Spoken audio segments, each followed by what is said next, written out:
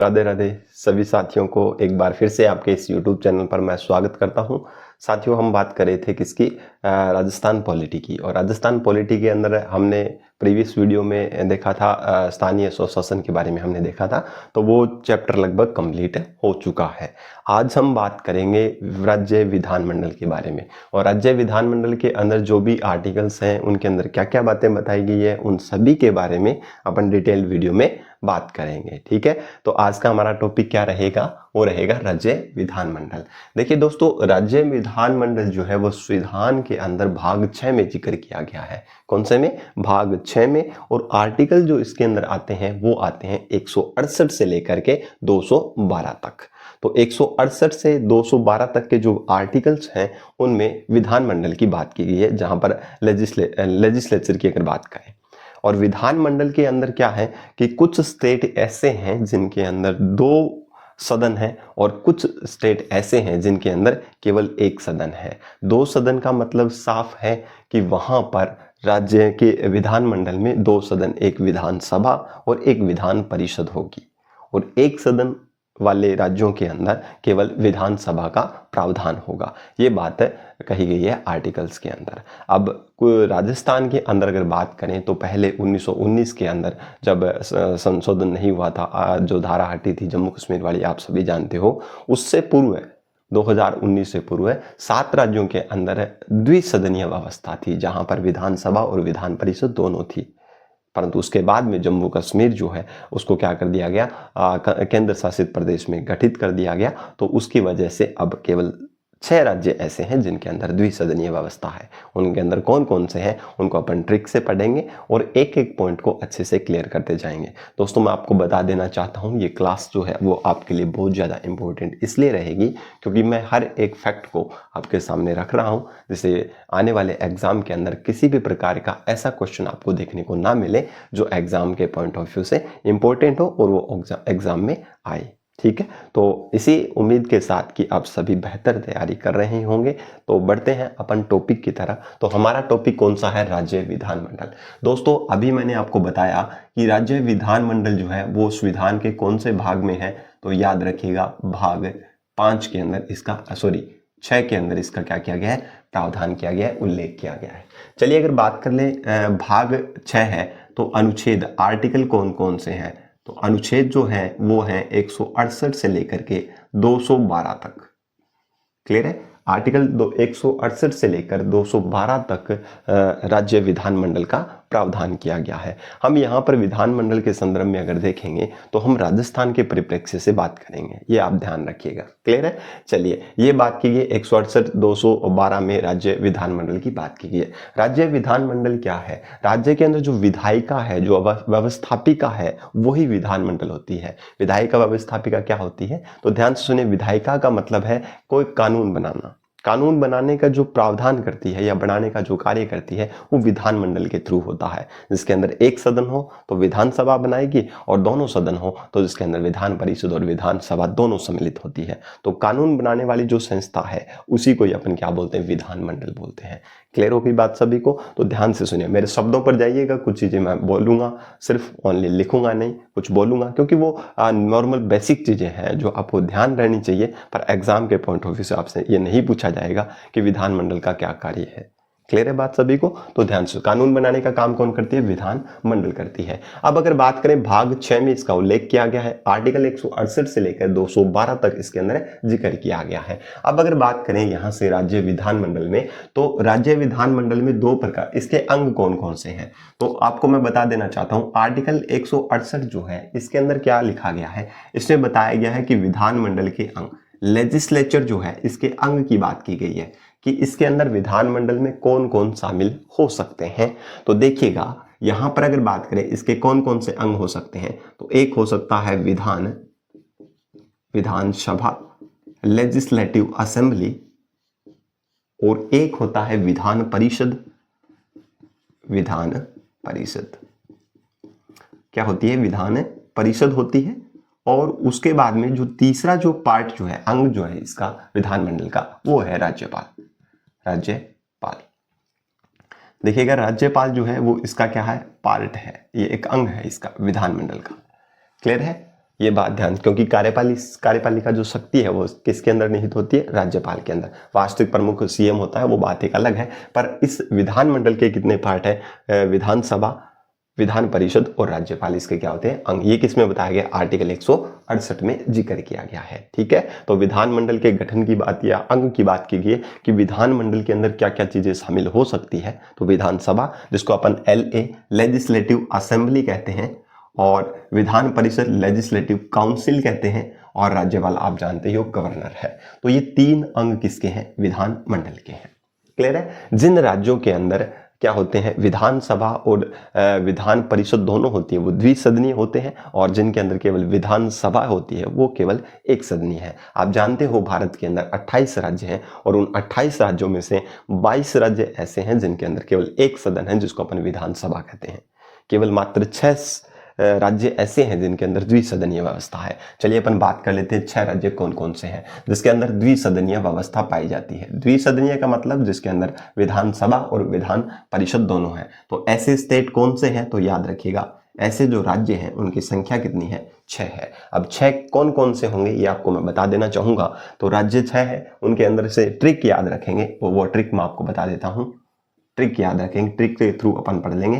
तो इसकी ट्रिक याद रखेंगे, कुंभा की चाय। कुंभा की चाय यानी कि कुंभा, KUMBA, और चाय का मतलब आप क्या लिखोगे? टी। अपन चाय को क्या बोलते हैं? टी बोलते हैं, या सीधे टी से याद रखो या फिर जिता, यानी कि किसकी चाय है? तो कुंभा की चाय है, तो कुंभा की टी से आप याद रख लेंगे। अब एक एक स्टेट आपको याद हो जाएगा, तो ध्यान से सुनिएगा। के से मतलब है यहां पर कर्नाटका, क्या है? कर्नाटक। यू से मतलब यूपी, यूपी का मतलब आप सभी समझते होंगे, उत्तर प्रदेश। क्लियर है? अब यहां से एम से मध्य प्रदेश नहीं जाएंगे, महाराष्ट्र जाएंगे, महाराष्ट्र, महाराष्ट्र। इसे याद रखेंगे, एम को आप महाराष्ट्र से रिलेट करेंगे, बी से आप रिलेट करेंगे बिहार, किसको रिलेट करेंगे? बिहार से रिलेट करेंगे, और ए से आप रिलेट करेंगे आंध्र प्रदेश। कौन सा प्रदेश? आंध्र प्रदेश, आंध्र प्रदेश से रिलेट कर लेंगे। और टी से आप याद रखेंगे, टी से तेलंगाना। क्या याद रखेंगे? तेलंगाना, तेलंगाना। क्लियर होगी बात सभी को? तो ये 6 स्टेट ऐसे हैं जिनके अंदर द्विसदनीय व्यवस्था का प्रावधान किया गया है। ठीक है, जम्मू कश्मीर था वो हट गया है। तो अब क्या है? भारत के अंदर केवल 6 राज्य ऐसे हैं जिनके अंदर द्विसदनीय व्यवस्था है। बाकी जो स्टेट है उनके अंदर केवल एक सदनीय व्यवस्था, जिसके अंदर विधानसभा है। अगर बात करें राजस्थान के अंदर, तो राजस्थान के अंदर अगर बात करें तो राजस्थान में केवल एक सदनीय व्यवस्था है। राजस्थान में एक सदनीय व्यवस्था है, एक सदनीय है, और वो कौन सा है? वो है लेजिस्लेटिव असेंबली, यानी कि विधानसभा। विधान परिषद नहीं है। देखिए राजस्थान के अंदर अगर बात करूं मैं, तो 18 अप्रैल, ये डेट अगर आप याद रखें तो अच्छी बात है, वरना क्वेश्चन तो नहीं पूछा गया है। हो सकता है एग्जाम में पूछ ले, क्योंकि एग्जाम का कोई भरोसा नहीं है। जिस तरीके से आप देख पा रहे हैं कि पीछे से खोद खोद के क्वेश्चन निकाले जा रहे हैं, तो आप ये भी याद रखें 18 अप्रैल 2022 को जो राजस्थान की जो विधानसभा थी, जब सीएम हमारे अशोक गहलोत जी थे, उन्होंने क्या किया था?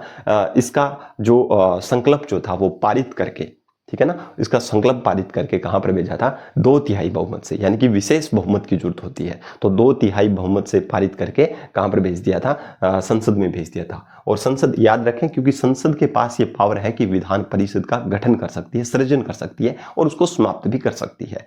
क्लियर है? संसद के पास पावर है ये। तो याद रखेंगे 18 अप्रैल 2022 जो है, इसके अंदर क्या किया गया? बहुमत से पारित, बहुमत से पारित करके, बहुमत से क्या करके? पारित करके। बहुमत कितना होना चाहिए? 2/3 मेजोरिटी होनी चाहिए, यानी कि 2/3 बहुमत से पारित करके संसद के पास भेजा गया था।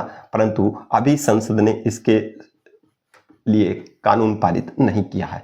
संसद के पास तो भेज दिया हमने, परंतु संसद ने अभी इसके ऊपर कोई भी कानूनी प्रावधान नहीं दिया है। ये बात आप थोड़ी सी क्या रखेंगे? ध्यान रखेंगे। इंपॉर्टेंट स्लाइड है, ठीक है ना, ये बेसिक चीज है, फंडामेंटल चीजें हैं जो आपको याद रहनी चाहिए। तो एक बार वापस से रिकॉल करवा देता हूं। राज्य विधानमंडल के अंदर अपन बात करेंगे तो आर्टिकल 168 से लेकर के 212 तक इसके अंदर जिक्र किया गया है। भाग कौन सा है? तो भाग 6 याद रखेंगे। इसके अंदर अंग कौन कौन से हैं? तो विधानमंडल के जो अंग है वो आर्टिकल 168 में बताए गए हैं, जिसके अंदर 3 अंग है, विधानसभा, विधान परिषद, राज्यपाल। ठीक है, जिस राज्यों के अंदर क्या होते हैं? केवल एक ही सदन होता है तो उनके अंदर केवल 2 अंग होंगे। जैसे राजस्थान की बात करें तो राजस्थान के अंदर केवल 2 अंग है विधानमंडल के, जिसके अंदर एक राज्यपाल गवर्नर होते हैं जो आप जानते हो बांगड़े साहब है, ठीक है ना। तो याद रखें कि हरिभाऊ कृष्णराव बांगड़े। तो उसके अंदर कितने सदन हैं, तो विधानमंडल में 2 सदन है, एक राज्यपाल महोदय हो गए और एक हो गया विधानसभा। और जिन राज्यों में द्विसदनीय व्यवस्था है उनके अंदर विधान परिषद भी इसके अंदर शामिल हो जाती है। राजस्थान के अंदर ये विधान परिषद का जो प्रस्ताव जो पारित करके कब भेजा गया, 18 अप्रैल 2022 को बहुमत से 2/3 मेजोरिटी से क्या किया गया, पारित करके संसद के पास भेजा गया। और संसद अब क्या करेगी, सिंपल मेजोरिटी से यानी कि साधारण बहुमत से अगर पारित कर दे तो राज्य के अंदर क्या है, विधान परिषद के गठन का कानून बन सकता है। चलिए ठीक है, तो राज्य भारत के अंदर केवल 6 राज्य ऐसे हैं जहां पर क्या है कि दोनों सदन है। तो कौन कौन से हैं, कुंभा टी, कुंभा की चाय याद रखेंगे। तो कुंभा से कैसे, कर्नाटका, यूपी, महाराष्ट्र, बी से बिहार, ए से आंध्र प्रदेश और टी से तेलंगाना। क्लियर है। तो ये स्लाइड आपके लिए इंपॉर्टेंट हो जाती है, आप थोड़ा सा इस पे गौर कीजिएगा। जिसको स्क्रीनशॉट लेना हो वो स्क्रीनशॉट भी इसका ले सकता है। क्लियर है। चलिए अगर हम बात करें तो यहां पर 168 की बात की गई है। क्लियर। अब यहां अगर और मैं जगह पड़ी है, यहां पर पड़ी है तो मैं आपको बता देता हूं। 168 के बाद में आर्टिकल आता है 169। देखिए 169 नंबर आर्टिकल जो क्या बताता है, तो ध्यान से सुनिएगा। 169 के अंदर विधान परिषद के सृजन की बात की गई है कि विधान परिषद का निर्माण कैसे, सृजन कैसे हो सकता है। तो ध्यान से सुनिएगा, विधान परिषद के निर्माण के लिए लेजिस्लेटिव काउंसिल का सृजन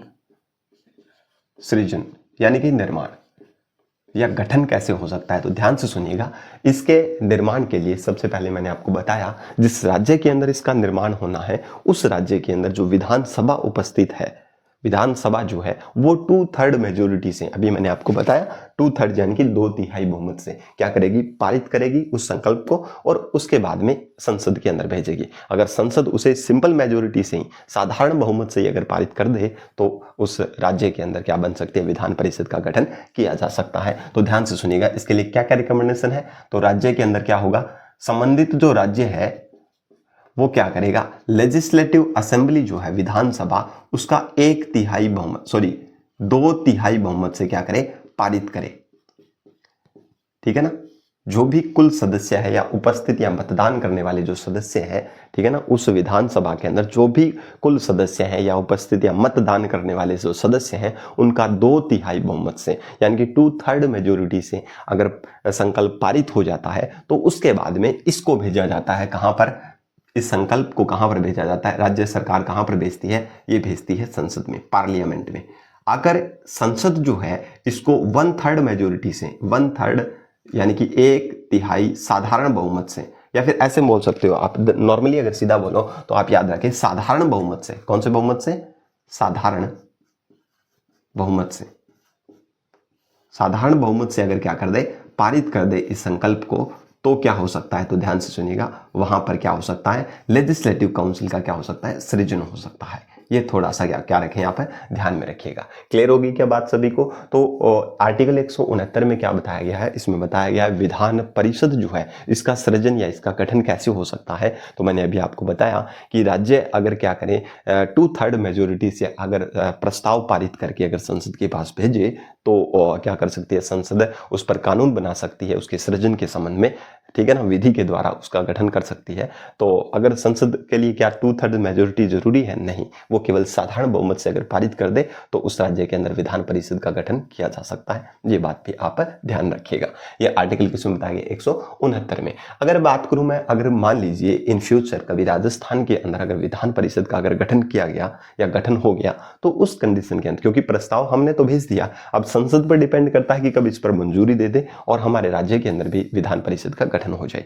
तो इसके लिए अगर बात करें इसके अंदर कितने मेंबर हो सकते हैं, तो मैं अभी बता देता हूं आपको। लेजिस्लेटिव काउंसिल जो है, विधान परिषद जो है, राजस्थान के अंदर बात कर रहा हूं, ध्यान से सुनिएगा, क्योंकि हमारे लिए इंपॉर्टेंट केवल राजस्थान है, हम अदर स्टेट की बात नहीं करेंगे यहां पर। तो राजस्थान के अंदर जो लेजिस्लेटिव काउंसिल जो है यानी कि विधान परिषद जो है, इसके अंदर अगर मैं बात करूं यहां से, तो ध्यान से सुनिएगा, यहां पर मेंबर कितने हो सकते हैं। तो जो भी लोकसभा के अंदर टोटल मेंबर है, लोकसभा का कुल सदस्य संख्या, कुल मेंबर यानी कि कुल सदस्य जो होंगे, जैसे अपन हमारे राजस्थान के अंदर आज लोकसभा में कितने सदस्य हैं, तो आप बोल सकते हो कि सर 200 सदस्य हैं, ठीक है ना, 200 सदस्य है, क्योंकि छठी जो विधानसभा थी उसके बाद में 200 सदस्य हमारे राजस्थान की विधानसभा के अंदर है।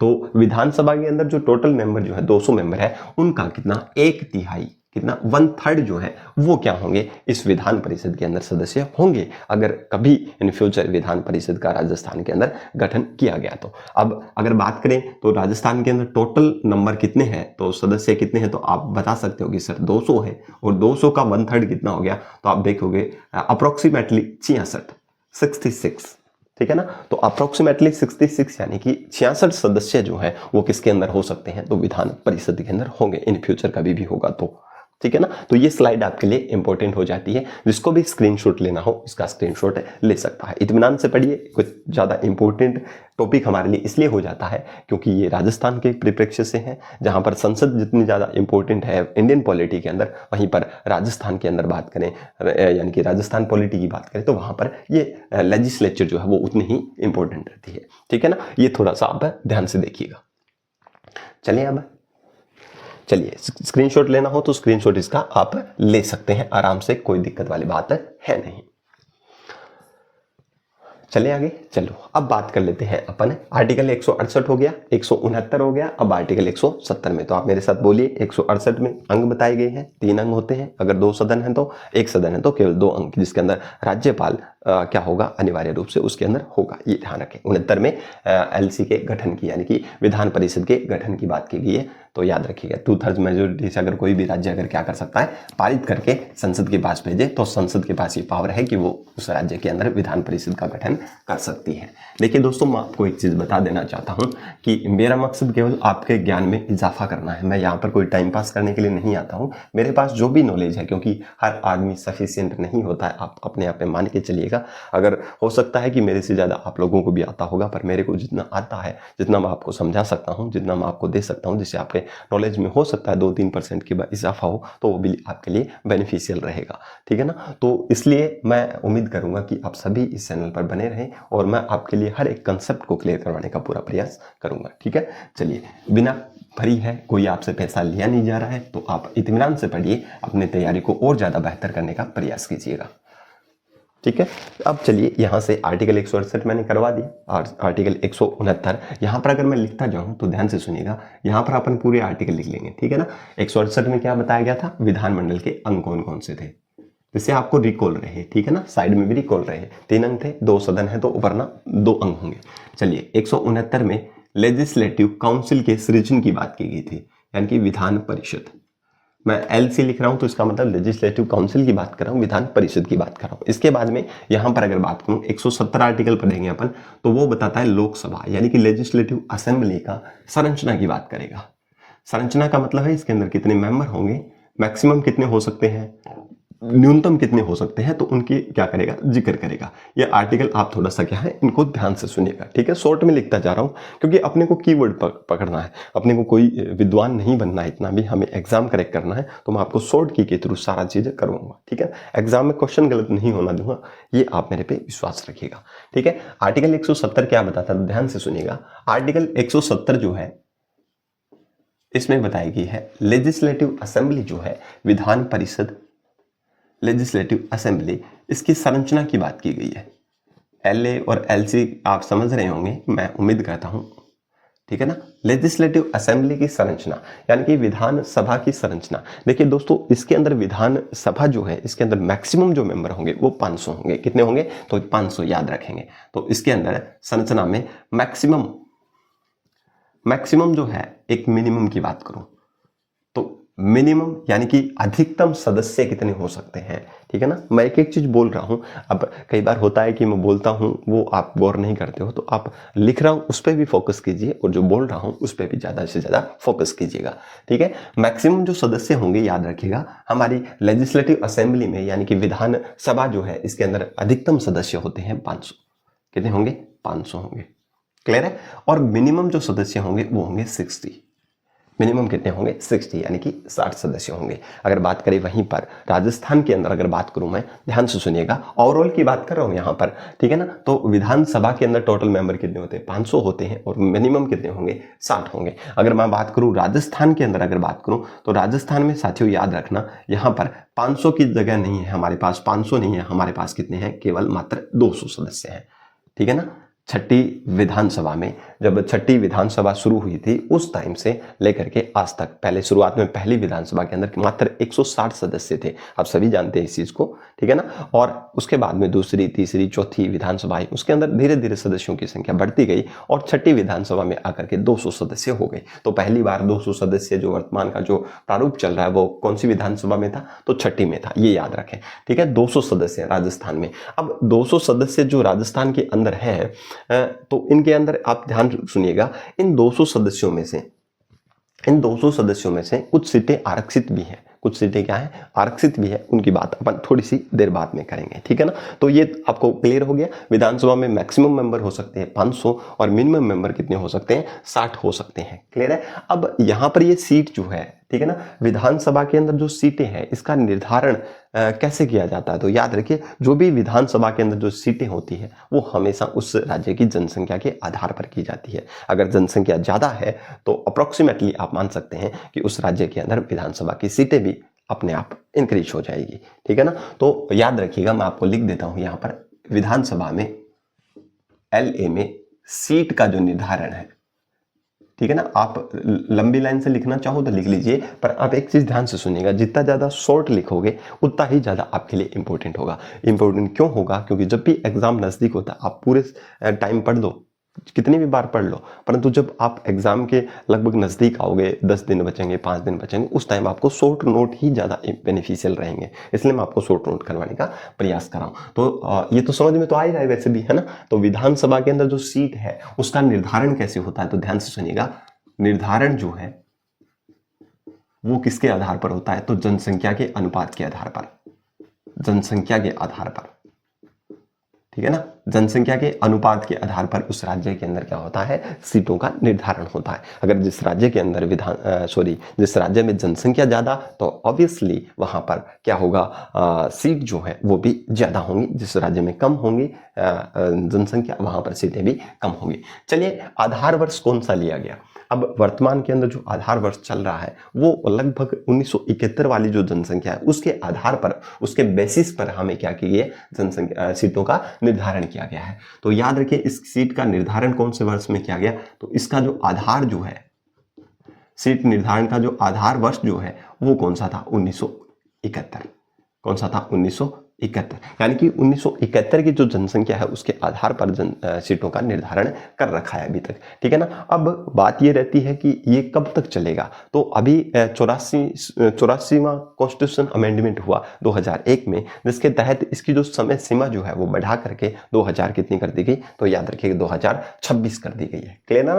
तो याद रखिएगा, इस आधार वर्ष को बढ़ाया, इंक्रीज कब कर दिया गया, तो 21वां कॉन्स्टिट्यूशन अमेंडमेंट 2001 के तहत इसकी जो सीमा जो है, यानी कि इसकी जो वर्ष जो है, इसकी जो अवधि है ना, अवधि मान सकते हो आप, यहां लिख देता हूं, वहां तो अपन और चीज लिखेंगे। इसके दौरान इसकी जो अवधि है, किसकी अवधि, तो विधान सभा के अंदर जो सीटें हैं उसकी अवधि, सीट की जो अवधि है, ठीक है ना, इस वर्ष की जो अवधि जो है वो कितनी वर्ष बढ़ा दी गई है, तो याद रखिएगा 2026 तक बढ़ा दी गई है। यानी कि 2026 तक हमारे लिए आधार वर्ष 1971 रहेगा और उसी के आधार पर जो सीटें का निर्धारण किया गया है वो भी वैसी की वैसी रहेगी। क्लियर है ना बात, तो ध्यान से सुनिएगा, क्लियर है। तो ये बात ध्यान से सुनिएगा कि किसी भी विधानसभा के अंदर सीटों का निर्धारण उस राज्य के अंदर क्या है, जनसंख्या के अनुपात के आधार पर डिसाइड की जाती है और 1971 के आधार वर्ष के अकॉर्डिंग ये डिसाइड की गई। और अब जो 84वां जो कॉन्स्टिट्यूशन अमेंडमेंट, 84वां संविधान संशोधन 2001 के तहत इसकी जो समय सीमा जो है वो बढ़ा दी गई है, कहाँ तक, 2026 तक बढ़ा दी गई है। ये आप थोड़ा सा क्या रखेंगे, ध्यान से सुनेंगे, क्लियर है, ठीक है ना, समझ आ गई बात सभी को। अब यहां से देखिए, यहां पर अगर मैं बात करूं तो इसके अंदर मैक्सिमम राजस्थान के अंदर कितने हैं, 200 सदस्य हैं। मैंने बताया है किसी भी राज्य के अंदर मैक्सिमम सदस्य कितने हो सकते हैं, 500 हो सकते हैं विधानसभा में, और न्यूनतम सदस्य कितने हो सकते हैं, 60 हो सकते हैं। अब आप ये बोलोगे कि सर कुछ राज्य ऐसे हैं जिनके अंदर तो क्या है, जनसंख्या भी कम है, तो वहां पर लेजिस्लेटिव असेंबली के अंदर सीट भी कम है, सीट भी क्या है, कम है, क्योंकि जनसंख्या के अकॉर्डिंग डिसाइड है। तो आप एक बात सुनिएगा, राजस्थान में 200 सीटें हैं, ठीक है ना, कितनी है, 200 है, मैक्सिमम कितनी हो सकती है, 500 हो सकती है, न्यूनतम कितनी हो सकती है, 60 हो सकती है। अगर मैं बात करूं तो ये जो सीट जो है, सर्वाधिक सीट है कौन से राज्य के अंदर है, अगर यूटी को, केंद्र शासित प्रदेश को और राज्यों के अंदर मिलाकर के अगर बात करूं तो वहां पर सर्वाधिक जो सीटें हैं वो यूपी की है, उत्तर प्रदेश की है, 403 सीटें वर्तमान के अंदर है। और न्यूनतम अगर बात करूं जिसके अंदर राज्य और केंद्र शासित प्रदेशों को दोनों को शामिल रूप से अगर बात करूं तो वहां पर है पुदुचेरी है।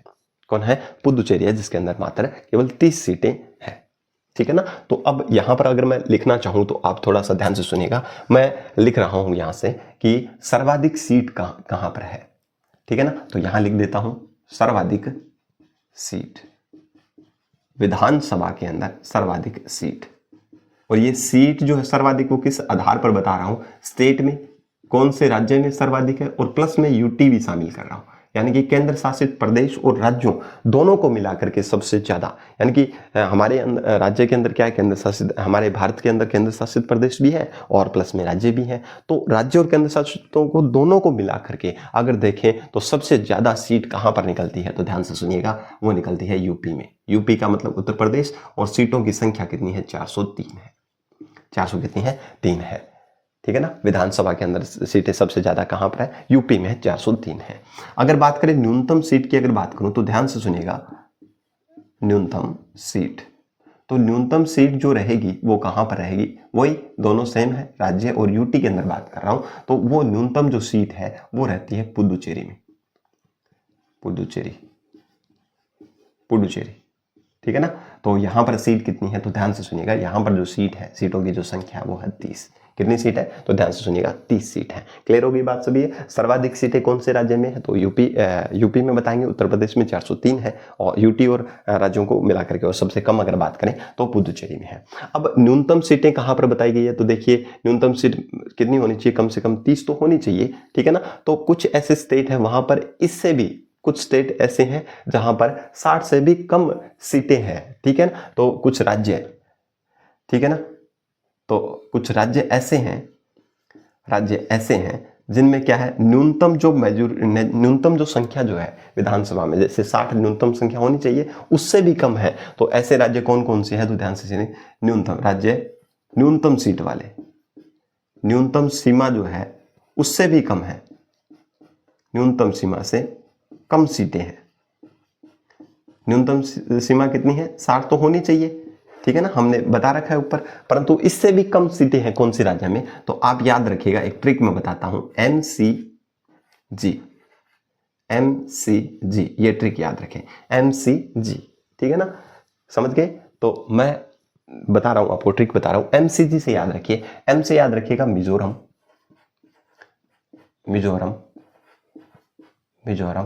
ठीक है ना। तो क्या याद रखेंगे, मिजोरम याद रखेंगे, ठीक है ना। और जी से याद रखेंगे गोवा, जी से क्या याद रखेंगे, गोवा। तो ऊपर वाला नीचे वाला जो है उनके अंदर याद रखिएगा, इनके अंदर जो सीट जो है, कुल सीट वो केवल कितनी है, 40 सीटें ही है। मिजोरम और गोवा के अंदर जो टोटल सीट की अगर बात करें विधानसभा के अंदर, तो वो कितनी है, 40 सीट ही है, ठीक है। सी से क्या हो गया, सिक्किम हो गया, क्या हो गया, सिक्किम। और सिक्किम के अंदर जो टोटल सीट जो है वो कितनी है, 32 है, कितनी है, 32। तो ये चीज आप थोड़ी सी क्या रखेंगे, ध्यान में रखेंगे कि न्यूनतम जो सीट जो है, न्यूनतम सीमा जो है वो 60 है, और उससे भी कम सीटें वाले जो राज्य जो है वो कौन कौन से हैं, तो ध्यान से सुनिएगा, MCG से याद रखें। M से क्या है, मिजोरम। स्टेट की बात कर रहा हूं, ये यूटी है, केंद्र शासित प्रदेश है, पर हम राज्य के अंदर बात करें तो 60 से कम सीटों वाले जो राज्य हैं वो कौन कौन से याद रखेंगे, मिजोरम, सिक्किम और गोवा। इसकी ट्रिक याद रखेंगे, MCG, M से मिजोरम, C से सिक्किम, G से गोवा। ऊपर नीचे वालों में 40 सीटें हैं और बीच वाले में क्या है, सिक्किम में 32 सीटें हैं। क्लियर है, ये चीज आप थोड़ी सी क्या रखेंगे, ध्यान रखेंगे, ठीक है ना। तो ये ध्यान से एक बार समझ लीजिएगा, ठीक है। 170 में क्या है, किसकी संरचना की बात की है, विधानसभा की संरचना की बात की है, जहां पर मैक्सिमम सीट 500, न्यूनतम सीट 60 होंगी। राजस्थान में वहां पर कितनी है, 60 सीटें हैं, ठीक है। कौन सी विधानसभा से है, तो 6वीं, ठीक है ना, 6 नंबर भी जो विधानसभा है वहां से क्या है 200 सीटों का प्रावधान किया गया, ठीक है ना। तो अब विधानसभा के अंदर सीटों का निर्धारण जनसंख्या के अनुपात पर होता है। जनसंख्या का आधार वर्ष 1971 लिया गया है और इसको 84वें संविधान संशोधन 2001 के तहत इसकी जो अवधि जो है वो बढ़ा करके 2026 तक कर दी गई। 2026 तक जो सीटें जो है वो उतनी ही रहेंगी, क्लियर है, बढ़ाई नहीं जाएगी। सर्वाधिक सीटें राजस्थान और यूटी में बात करें तो यूपी के अंदर है, जिसके अंदर 403 सीटें हैं। न्यूनतम सीटें बात करें तो पुदुचेरी में है, ठीक है ना, जो एक केंद्र शासित प्रदेश है, 30 सीटें हैं, ठीक है। न्यूनतम जो सीमा जो है 60 जो है, उससे भी कम सीटों वाले जो राज्य है, केवल राज्य की बात कर रहा हूं, वो कौन कौन से, एमसीजे याद रखेंगे, मिजोरम, सिक्किम और गोवा। ऊपर नीचे वालों में 40 और बीच वाले में 32, ठीक है। तो ये थोड़ा सा आप स्क्रीनशॉट ले सकते हैं, इसका भी आप स्क्रीनशॉट ले सकते हैं। चलिए आगे, चलिए, इंपॉर्टेंट है, बढ़िया है, एक एक फैक्ट की बात कर रहा हूं। तो 170 में किसकी बात की गई है, तो 170 में संरचना की बात की गई है। तो कुछ और फैक्ट है जिनके बारे में अपन थोड़ा सा और डिस्कशन करेंगे, ठीक है ना। एक एक पॉइंट पर बात करेंगे, छोड़ेंगे नहीं एक भी चीज, क्योंकि छोड़ दिया तो फिर वो एग्जाम में आता है, क्योंकि हम जानते हैं जो हमें हार्ड लगता है वही एग्जाम में आता है, ये आप मान के चलिए, क्लियर। अब यहां से अगर मैं बात करूं तो आप जानते हो एक आर्टिकल 332 है और एक आर्टिकल 333 है। सबसे पहले उनको बीच में उनको डिस्कशन कर लेता हूं मैं कि आर्टिकल 332 क्या है और आर्टिकल 333 क्या है। यहां पर मैंने लिखा आर्टिकल 332 और यहां पर मैंने लिखा आर्टिकल 333। दोस्तों एक बात ध्यान से सुनिएगा, आर्टिकल 332 क्या बोलता है। आर्टिकल 332 बोलता है कि जो विधानमंडल जो है, यानी कि विधानसभा जो अपन राजस्थान की अगर बात करें तो उसके अंदर क्या होनी चाहिए, जो सीट जो है वो क्या है, एससी और एसटी के लिए आरक्षित बताई गई है, ठीक है। आर्टिकल 332 के अंदर क्या बताया गया है, जो एससी है, एससी शेड्यूल कास्ट और शेड्यूल ट्राइब, यानी कि एससी या एसटी के लिए सीटों का आरक्षण की बात की है। आरक्षण किसके लिए, सीटों के लिए, कि विधानसभा के अंदर जो भी सीट है उनके आरक्षण की बात कहां पर की गई है, तो आर्टिकल 332 में की गई है। अब कितनी सीटें हैं अप्रोक्सीमेटली अगर अपन देखें राजस्थान के अंदर, तो केवल राजस्थान की बात करूंगा मैं, यहां पर आपको मैंने पहले भी बताया था। तो 332 में जो एससी एसटी है, एससी का मतलब शेड्यूल कास्ट, ठीक है ना, अनुसूचित जाति, और एसटी का मतलब शेड्यूल ट्राइब, यानी कि अनुसूचित जनजातियां, ठीक है। तो उनके लिए कुछ सीटों का आरक्षण दिया गया है, ठीक है ना। तो ये बात किस में की गई है, आर्टिकल 332 में।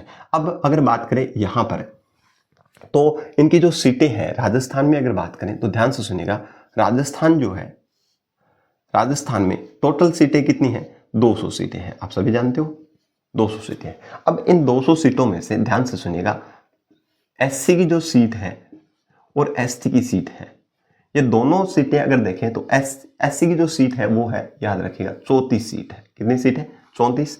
और अगर एसटी की बात करें अनुसूचित जनजाति की, तो वो कितनी है, 25 सीट है, क्लियर ना, 34 और 25 सीट है, ठीक है। अनुसूचित जाति की 34 सीट है, अनुसूचित जनजाति जो है उनकी 25 सीट आरक्षित की गई है, क्लियर। अब यहां से अगर टोटल सीटें अगर देखें, आपसे कई बार ये भी पूछ लेता है कि अनुसूचित जाति और जनजाति के लिए राजस्थान में कितनी सीटें हैं, तो याद रखिएगा 59 सीटें हैं। इनको दोनों को काउंट करोगे तो कितनी आएगी, 59 आएगी, क्लियर है। अब ये सीटें आरक्षित की गई है, ठीक है ना। अब पहले इसकी अवधि कम थी, अब इसकी अवधि को बढ़ा करके 10 साल तक बढ़ा दिया गया, यानी कि 2030 तक कर दी गई। पहले 2020 तक सीटों के आरक्षण की बात की गई थी कि 2030 तक ये सीटें ऐसी ही रहेगी, यथावत रहेगी, पर अब इसको क्या कर दिया गया है, इसकी समय सीमा को बढ़ा करके 2030 तक कर दिया गया, यानी कि 10 वर्ष इसके लिए बढ़ा दिया गया।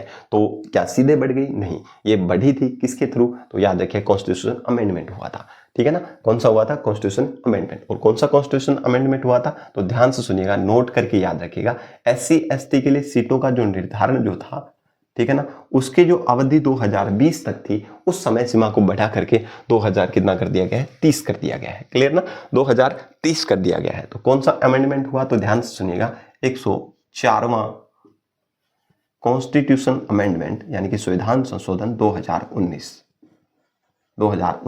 और इसके तहत जो सीमा जो है, वो सीमा जो है, ठीक है, आरक्षण की जो सीमा है वो कहां तक बढ़ा देगी, 2030 में।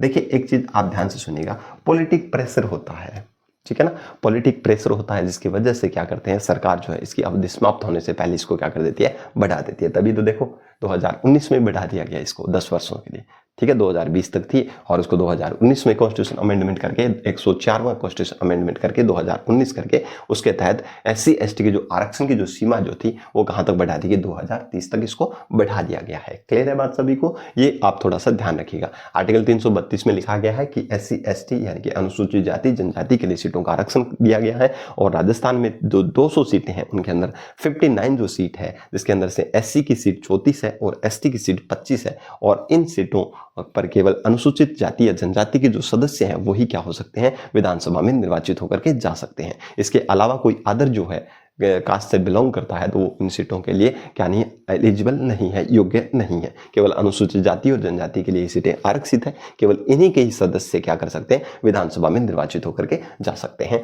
ठीक है ना, और इसकी जो सीमा जो है वो 2020 तक थी और उसको बढ़ा करके कितना कर दिया गया, अब 2030 तक जो है उनको आरक्षण का प्रावधान 2030 तक बढ़ा दिया गया है। अगर बात करें आर्टिकल 333 की अगर बात करूं तो यहाँ पर जो विधानसभा जो थी या लोकसभा जो है उसके अंदर क्या है, आर्टिकल 333 में ये बताया गया कि एंग्लो इंडियंस जो है उनको मनोनीत करेंगे, उनको नॉमिनेट करेंगे। कौन करेंगे, राज्यपाल करेंगे। सेंटर के अंदर राष्ट्रपति करते हैं और स्टेट के अंदर, राज्यों के अंदर राज्यपाल करते हैं। तो याद रखिए कि कौन से सदस्यों को, एंग्लो इंडियंस को, एंग्लो इंडियन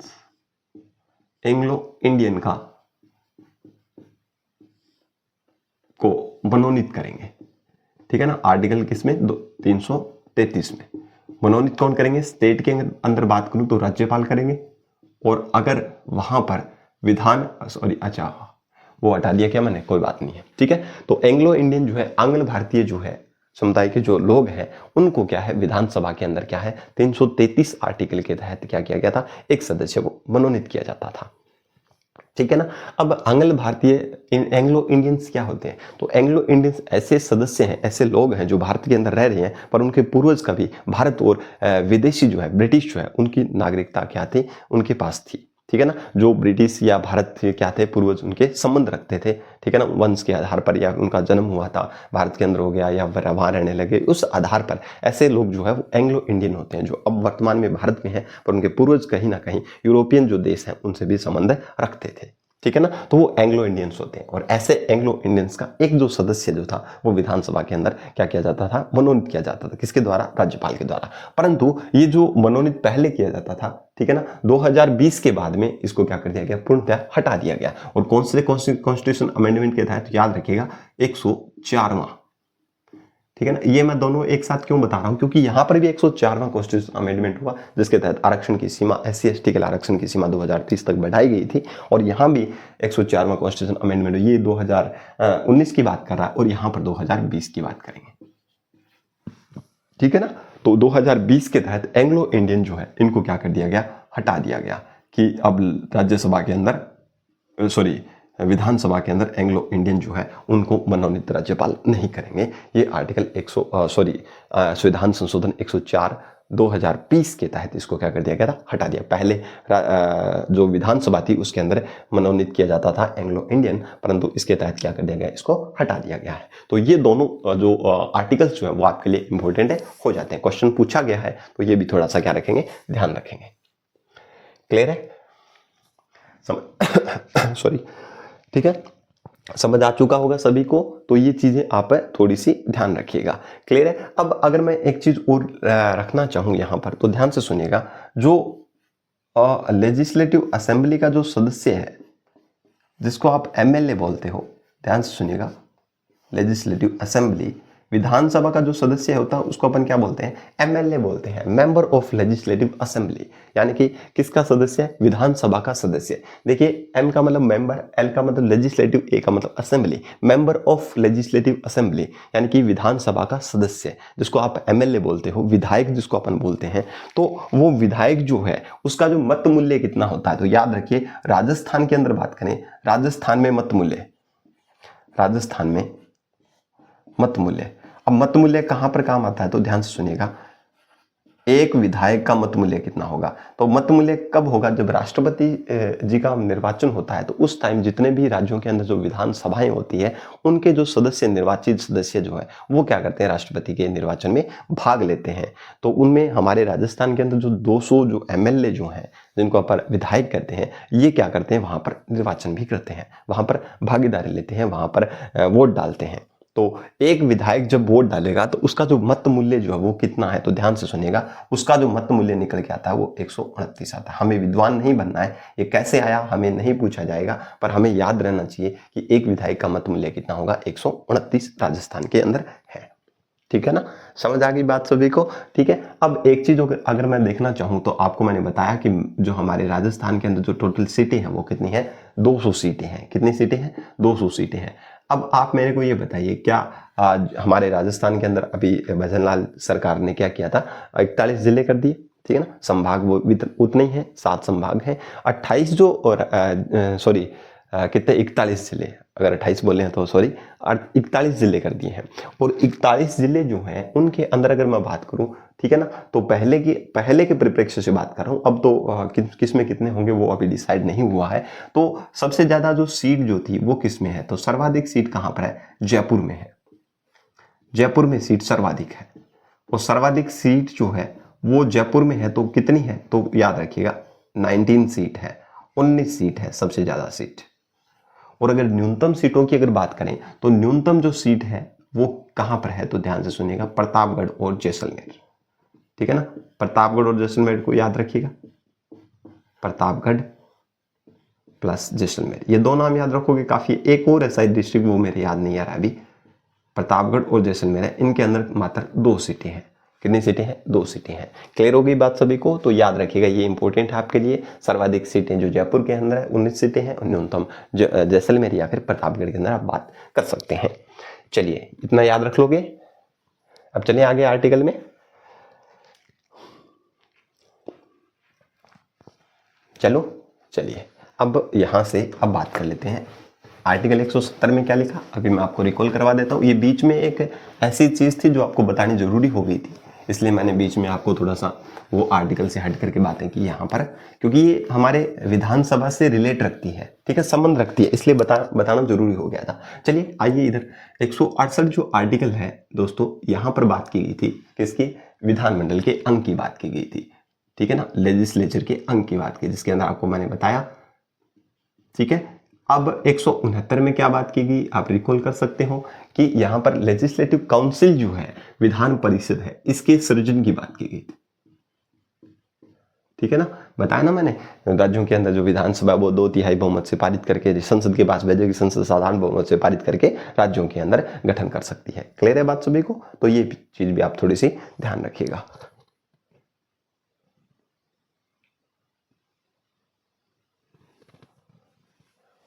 क्लियर है? अब यहां से अगर देखूं मैं, ठीक है ना, तो ये 169 हो गया। मैं देख रहा था रिकॉर्डिंग शुरू है या नहीं है ना। चलिए 169, उसके बाद में 170 की अगर बात करें, 170 के अंदर क्या बात की गई, अभी आपको मैंने बताया, संरचना की बात की, किसकी, LA की संरचना।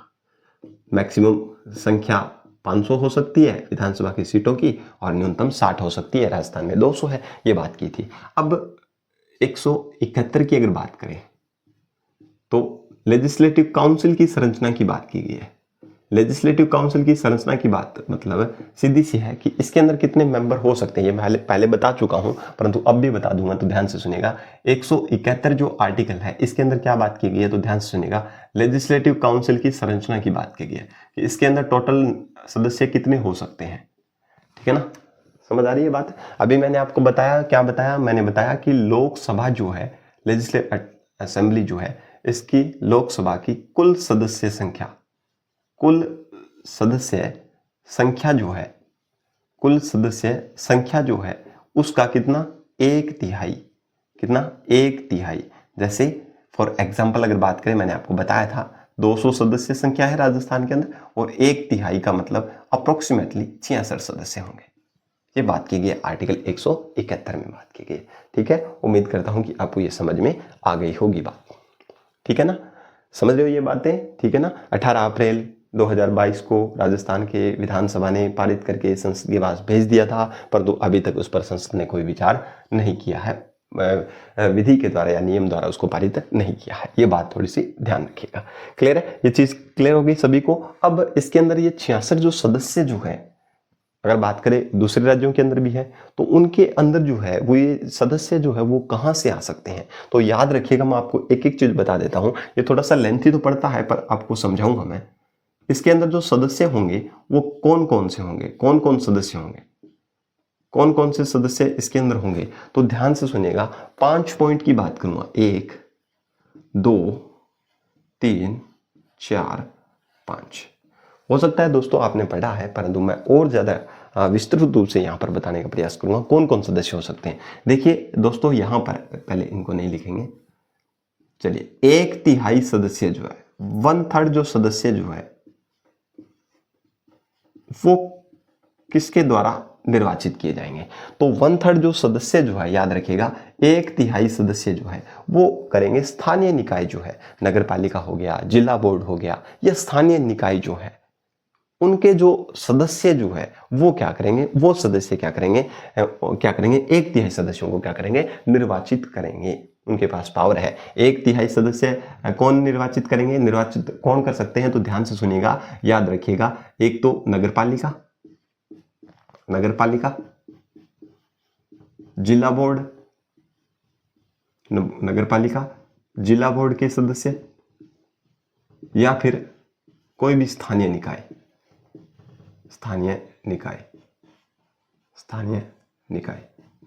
तो स्थानीय निकाय के शॉर्ट में बता रहा हूं, नगर पालिका है, जिला निकाय है, या स्थानीय जो निकाय है, उनके जो सदस्य हैं वो क्या करेंगे, उनका निर्वाचन मंडल बनेगा, ये सारे मिलेंगे और मिलकर के 1/3 सदस्यों को क्या करेंगे, विधान परिषद में क्या करेंगे, निर्वाचित करेंगे। क्लियर है? चलिए ये बात ध्यान से सुन लीजिएगा। तो 1/3 सदस्यों को निर्वाचित करने की पावर किसके पास है, नगर पालिका, जिला बोर्ड, या फिर स्थानीय निकाय।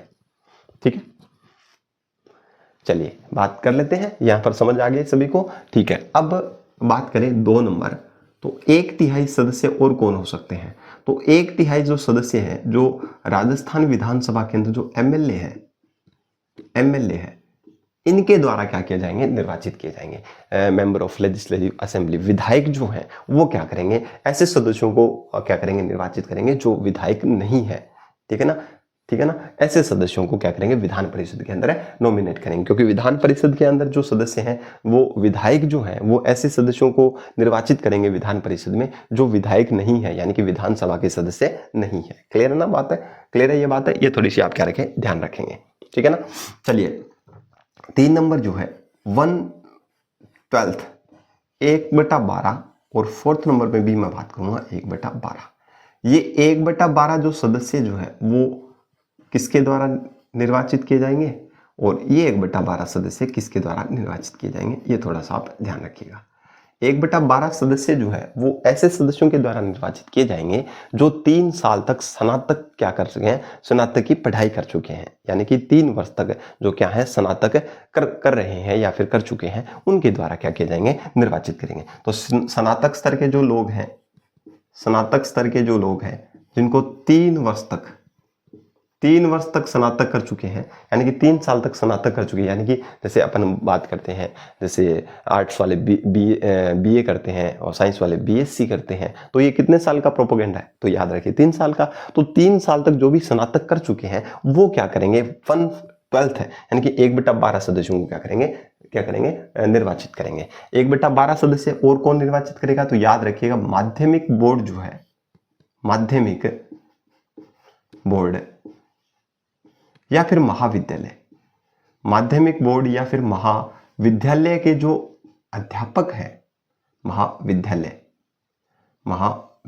जो है, इसके जो शिक्षक जो है, इनके जो शिक्षक हैं, अध्यापक जो हैं, वो क्या करेंगे, जिनको 3 वर्ष का अनुभव है पढ़ाने का, टीचिंग का जिनको 3 साल का अनुभव है, वो क्या करेंगे, 1/12 सदस्यों को क्या करेंगे, निर्वाचित करेंगे। ध्यान रखेंगे, माध्यमिक है या फिर महाविद्यालय जो है उसके जो अध्यापक जो है, शिक्षक जो है, जो 3 साल तक क्या कर रहे हैं, शिक्षण कार्य करवा रहे हैं, वो क्या करेंगे, 1/12 सदस्यों को निर्वाचित करेंगे। ठीक है ना। चलिए, ये निर्वाचक मंडल के जो सदस्य हैं जो क्या करेंगे, इतने सदस्यों को विधान परिषद में क्या करेंगे, निर्वाचित करेंगे। ध्यान से सुनिएगा, एक एक कंसेप्ट पर ध्यान दीजिएगा। 1/6 जो सदस्य हैं वो क्या होंगे, मनोनीत होंगे। 1/6 सदस्य क्या होंगे, मनोनीत होंगे। और मनोनीत कौन करेगा, तो राज्यपाल करेंगे। तो याद रखिएगा, 1/6 सदस्य जो है वो राज्यपाल क्या करेंगे, विधानसभा के अंदर, सॉरी, विधान परिषद में क्या करेंगे, मनोनीत करेंगे। क्या विधान परिषद के अंदर ऐसे वैसे सदस्यों को मनोनीत किया जा सकता है राज्यपाल के द्वारा? नहीं। अगर मैं बात करूं 1/6 की बात करूं, अगर राजस्थान की बात करूंगा तो ध्यान से सुनिएगा, राजस्थान में 66 सदस्य है और इसका 1/6 सदस्य मनोनीत राज्यपाल करते हैं। ठीक है ना। इसका ही 1/3, इसका ही 1/3, इसका 1/12, इसका 1/12, इसका 1/6। समझो क्या मेरी बात को? तो ऐसे ऐसे सदस्यों को, जैसे 1/6 सदस्य मनोनीत करेंगे तो टोटल कितने हो गए, आप जानते हो 11। तो 11 सदस्य जो राजस्थान के अंदर जब विधान परिषद बनेगी तो 11 सदस्य ऐसे होंगे जो क्या होंगे, राज्यपाल महोदय के द्वारा मनोनीत किए जाएंगे। क्या राज्यपाल महोदय के द्वारा मनोनीत किए जाने वाले सदस्य ऐसे वैसे होंगे? नहीं, वो 6 क्षेत्र में काम करने चाहिए, यानी कि जो कला के क्षेत्र में श्रेष्ठ हो, ठीक है ना, कला, फिर साहित्य, लिटरेचर में अच्छे ज्ञान रखता हो, कला के फील्ड में अच्छा हो, साहित्य के क्षेत्र में अच्छा हो, या फिर विज्ञान के क्षेत्र में अच्छा हो, विज्ञान, कोई भी सहकारी आंदोलन है उससे संबंध रखता हो, सहकारी आंदोलन, उससे संबंध रखने वाले व्यक्ति को नॉमिनेट कर सकते हैं, मनोनीत कर सकते हैं। या फिर कोई भी समाज सेवा वाले, समाज सुधारक हो, समाज सेवा में क्या हो, कार्यरत हो, तो ऐसे सदस्यों को क्या कर सकते हैं, ऐसे उपलब्धि वाले सदस्यों को क्या कर सकते हैं, राज्यपाल क्या कर सकते हैं, मनोनीत कर सकते हैं। ठीक है ना। तो ये थोड़ा ध्यान रखिएगा, कला, विज्ञान, साहित्य, ठीक है ना, समाज सेवा, सहकारी आंदोलन, ऐसे जो सदस्य हैं उनको क्या कर सकते हैं, राज्यपाल मनोनीत कर सकते हैं। दोस्तों, ये स्लाइड आपके लिए इंपॉर्टेंट है, बेहद इंपॉर्टेंट है। यहाँ से पूछा जा सकता है कि एमएलए के द्वारा कितने सदस्य मनोनीत किए जाते हैं, तो 1/3 सदस्य है। नगर पालिका, जिला बोर्ड, स्थानीय निकायों के द्वारा कितने सदस्य निर्वाचित किए जाते हैं, निर्वाचित कर रहे हैं, ये मनोनीत केवल 1/6 सदस्य होंगे जो राज्यपाल करेंगे। ठीक है ना। तो ये आपको डाटा याद रहना चाहिए।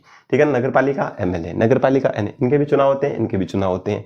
तो जिनके चुनाव होते हैं, एमएलए का चुनाव होता है, आप जानते हो, ठीक है, हम वोट डाल के आते हैं, तो एमएलए का चुनाव होता है। नगर पालिका के अंदर जो भी है, ठीक है ना, पार्षद वगैरह हैं, उनके भी चुनाव होते हैं। तो आप याद रखिए, जिनके चुनाव होते हैं वो 1/3 सदस्यों का निर्वाचित करेंगे।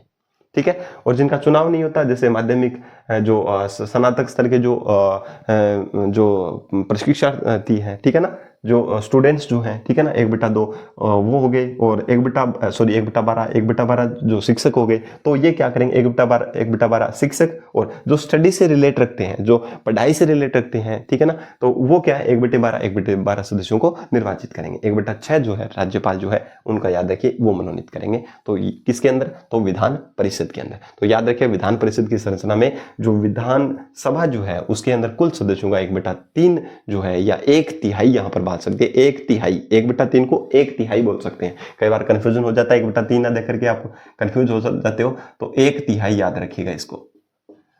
मेरे हिसाब से इतने तो ज्यादा आप हो नहीं कि आपको याद नहीं रहे। 1/3 जो सदस्य हैं वो क्या होंगे, विधान परिषद के सदस्य होंगे। ठीक है ना। तो ये थोड़ा सा स्क्रीनशॉट आप ले लीजिएगा। चलो आगे, 171 की बात कर ली हमने, तो लेजिस्लेटिव की संरचना। चलिए बात करते हैं 172 की। कितना इजी है ना। मैं मानता हूं बहुत बड़ा है टॉपिक, पर बहुत इजी है। इससे ज्यादा इजी कोई और टॉपिक हो नहीं सकता है। ठीक है। चलिए अब बात कर लेते हैं 172 की। यहां पर लिख देता हूं, ठीक है ना, 172। अब 172 जो है, जैसे 168 में हमने अंग देखे, 169 में हमने क्या देखा, विधान परिषद की सृजन कैसे हो सकता है, ठीक है ना, कैसे इसका गठन हो सकता है। 170 में हमने विधानसभा की संरचना देखी, और 71 में हमने किसकी देखी, तो याद रखिए विधान परिषद की संरचना देखी। 172 में याद रखिएगा क्या देखेंगे, तो याद रखिए विधानमंडल की अवधि। विधानमंडल की अवधि, विधानमंडल की अवधि का मतलब कार्यकाल एक तरीके से। तो इसका जो कार्यकाल जो है, अवधि जो है वो कितनी हो सकती है, तो मैं अभी लिख देता हूं यहां पर, ध्यान से सुनिएगा। 172 में हमने देखा कार्यकाल, क्या देखा हमने, कार्यकाल विधानमंडल का। अब विधानमंडल में दोनों सदन आ जाते हैं। मैं आपको बता देना चाहूंगा, विधानमंडल के कार्यकाल की बात कर रहे हैं जिसके अंदर विधानसभा भी है और विधान परिषद भी है। जिन राज्यों में विधान परिषद है उसमें उसके कार्यकाल की बात 1 में की गई है और विधानसभा में कार्यकाल में 1 में की गई है, जिसका नाम है 172। ठीक है, चलिए अब 2 चीजें हैं कार्यकाल में, एक तो विधानसभा है, विधानसभा, और एक है विधान परिषद। तो इनका जो कार्यकाल है वो याद रखिए कितना होगा। इसका जो कार्यकाल होगा विधानसभा का वो 5 वर्ष, यानी कि जो एमएलए जो है, मेंबर ऑफ लेजिस्लेटिव असेंबली, विधायक जो है वो 5 साल के लिए ही क्या कहे जाते हैं, जनता के द्वारा प्रत्यक्ष रूप से चुने जाते हैं। ठीक है, अब बात करें जो विधान परिषद जो है, इसके जो सदस्य हैं वो किसके द्वारा चुने जाते हैं, ये तो आपको पता चल गया। नगर पालिका जो बोर्ड है, जिला बोर्ड है, नगर पालिका जो है, या स्थानीय निकाय जो है, या फिर स्नातक कर चुके, 3 साल से स्नातक कर चुके हैं वो वाले हैं, ठीक है ना, और 3 साल तक जो पढ़ाई करवा चुके हैं शिक्षक जो है उनके द्वारा, ठीक है ना, 1/6 राज्यपाल मनोनीत करता है। तो ऐसे कुछ सदस्यों के द्वारा ये क्या है, इसके अंदर सदस्य निर्वाचित किए जाते हैं। तो उन सदस्यों का जो कार्यकाल है वो याद रखिएगा कितने वर्ष होता है, 6 वर्ष का। कितने वर्ष का होता है, 6 साल का होता है। ठीक है ना, तो ये जो है 6 साल का होता है। तो इसके अंदर जो टोटल सदस्य जो है बने बताया राजस्थान के अंदर, इसके अंदर अगर जब विधान परिषद का गठन होगा तो 66 सदस्य होंगे और विधानसभा में टोटल सदस्य अब तक कितने हैं, 200 सदस्य हैं। ठीक है ना, 200 यहाँ 66। ठीक है ना, तो ये चीज आप थोड़ी सी क्या रखेंगे, ध्यान रखेंगे। अब 6 वर्ष तक कार्यकाल होगा। क्या जितने भी मेंबर चुनकर आ गए, निर्वाचित हो गए, ठीक है ना, उस विधानमंडल के द्वारा, क्या वो सदस्य 6 साल तक रहेंगे? देखिए एक चीज मैं आपको बता देता हूं, जितने भी टोटल सदस्य होंगे उनका 1/3, कुल का 1/3 जो सदस्य हैं, यानी कि 1/3 जो सदस्य हैं वो हर 2 साल में, ठीक है ना, प्रति 2 साल में, हर 2 वर्ष में क्या होंगे, सेवानिवृत्त हो जाएंगे और उनकी जगह नए सदस्य आ जाएंगे। ठीक है ना, ये बात समझ आ रही है क्या? 1/3 का मतलब जैसे मान लो 66 सदस्य है। अब मैं आपको बता देना चाहता हूं यहां पर 66 का 1/3 क्या होगा, तो आप बोलोगे कि सर इसका 1/3 होता है, काटना होता है सभी को 2-2, तो कितने सदस्य, 22 सदस्य जो हैं।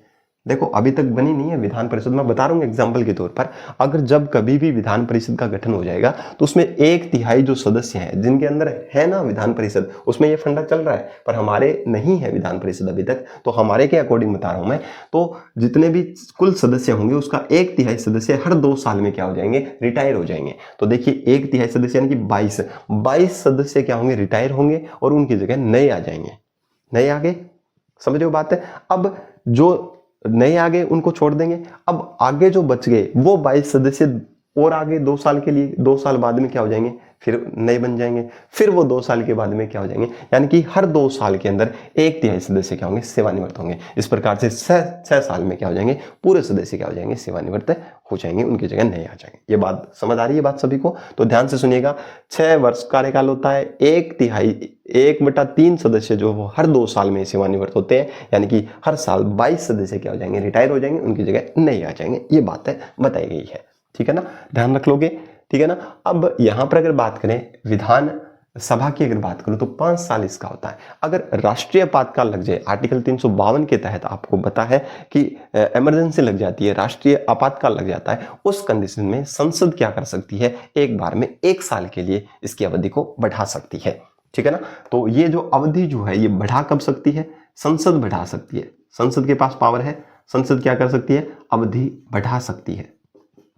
अवधि 1 वर्ष के लिए, कितने वर्ष के लिए, 1 वर्ष के लिए क्या कर सकती है, 1 वर्ष के लिए बढ़ा सकती है, कानून द्वारा बढ़ा सकती है। ठीक है, संकल्प पारित करके और 1 साल तक क्या कर सकती है, बढ़ा सकती है। और ये कब बढ़ा सकती है, इमरजेंसी लग जाए, राष्ट्रीय आपातकाल, राष्ट्रीय आपातकाल लग जाए।